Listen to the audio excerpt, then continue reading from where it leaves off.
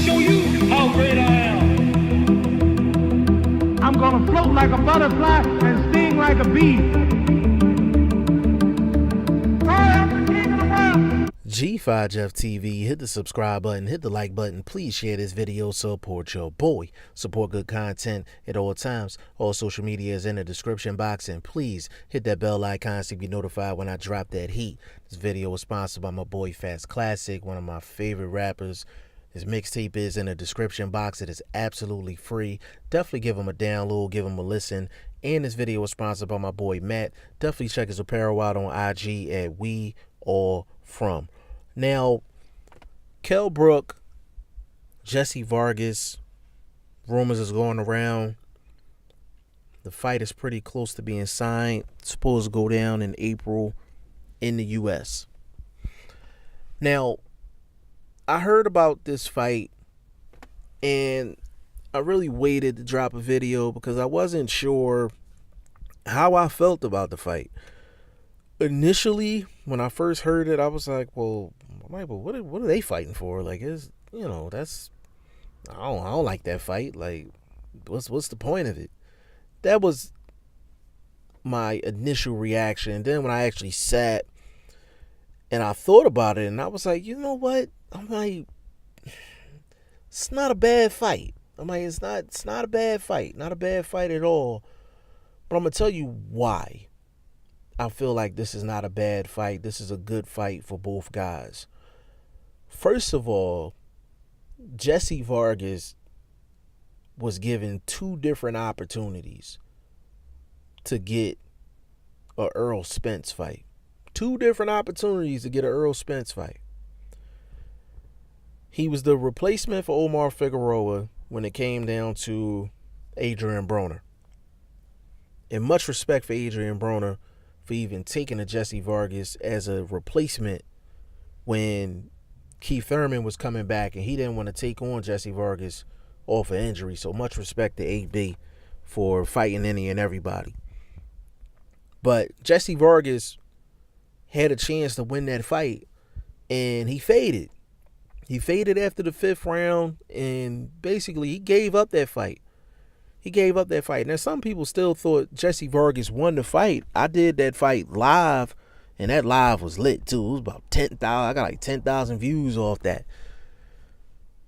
But I had AB winning 7-5. It was one of those fights where you had it 7-5 either way or 6-6. And the thing is, Jessie Vargas had a major opportunity to get that victory. It had been one of the biggest victories, if not the biggest victory of his career. And it would have been up there with Saddam Ali. And he ended up getting a draw. Then the zone tries to give him a layup. Basically, they gave him a fight against Tomas Delorme. Don't get me wrong. No disrespect to Tomas Delorme. He's a talented fighter. He is a talented fighter. He don't get a lot of respect, but skill set, he has a lot of skill. And Jessie Vargas was winning that fight going into the 12th round, and Tomas Delorme baits him into a little last 20-second, let's just get it in, and he gets caught with a shot and gets a flash knockdown, and that's the reason why he had a draw with Tomas Delorme. So he had two different opportunities to become basically the mandatory for Errol Spence. And Yordenis Ugas, he actually got the mandatory over with the WBC for Sean Porter, but he was the number 2 guy for Errol Spence Jr., and there was nobody rated number 1. Like, Jessie Vargas was the next big name on the rankings for the IBF at welterweight. So for that reason alone, this is a good fight for Jessie Vargas because he got to make up. He got to make up for those 2 fights.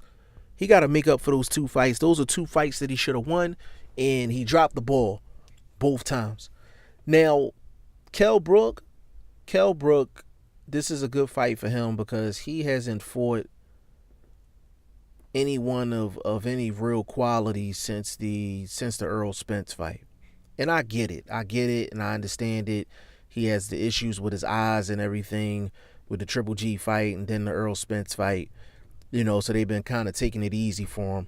So now it's time for Kell Brook to turn up and actually start facing opponents with names.